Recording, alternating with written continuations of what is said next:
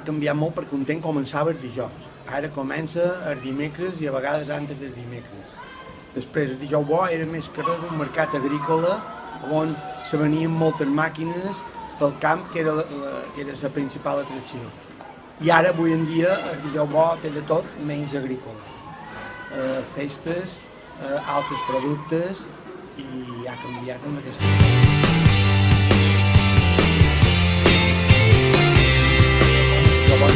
Quan era petita que sortíem amb els meus pares, quan era més gran, quan sortíem amb els meus amics a passejar per dijous. Em feia molta il·lusió perquè ens regalaven coses, bitllets de propaganda i no hi havia res més en aquell temps.